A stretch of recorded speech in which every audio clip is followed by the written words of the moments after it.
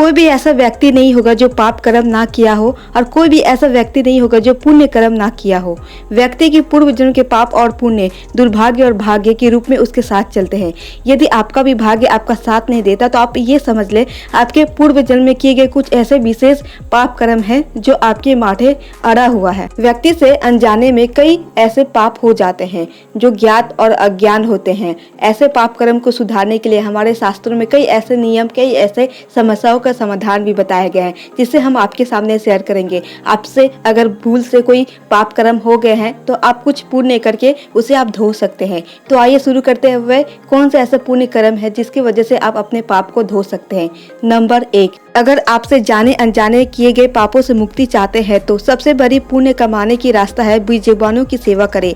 जैसे गाय, कुत्ता, पक्षी, चींटी, मछली आदि को नियमित रूप से भोजन कराएं। इससे आपकी काफी पुण्य मिलेगी और आपके पाप भी धुल जाएंगे। नंबर 2, सबसे आसान रास्ता यह भी है कि हर अमावस्या के दिन कुछ न कुछ दान करने का नियम बनाएं। अमावस्या पितरों को समर्पित तिथि है। इस दिन किया गया दान पितरों के लिए होता है। इससे तमाम पाप करते हैं, पितरों का आशीर्वाद मिलता है और उसके ऋण से मुक्ति मिलती है। पितृ दोष का प्रभाव भी दूर होता है और हमारे बहुत सारे पाप कट जाते हैं। नंबर 3, जैसे दोस्तों हमारे शास्त्रों में कहे गए कि गीता, रामायण, सुंदरकांड आदि को भी पाठ कुछ देर नियमित रूप से करें। इससे आपका मन शुद्ध होगा और आपके पिछले जन्म के पाप कटेंगे। साथ ही आपका वर्तमान भी सुखमय हो जाएगा। और पीपल और बरगद के पेड़ को देवीय माना गया है। इसकी नियमित रूप से पूजा करनी चाहिए। इन्हें जल देना चाहिए। अगर संभव हो तो अपने जीवन में पीपल या बरगद का एक पौधा जरूर लगाना चाहिए। इन पेड़ों की सेवा करने से आपकी पीढ़ियों का उद्धार हो जाएगा और आपको 7 जन्मों तक इसका पुण्य का फल मिलता रहेगा। और आखिरी और सबसे मजेदार उपाय, अगर आपको लगे कि सारे उपाय करके आप थक गए हैं और आपके जीवन में बदलाव नहीं आ रही है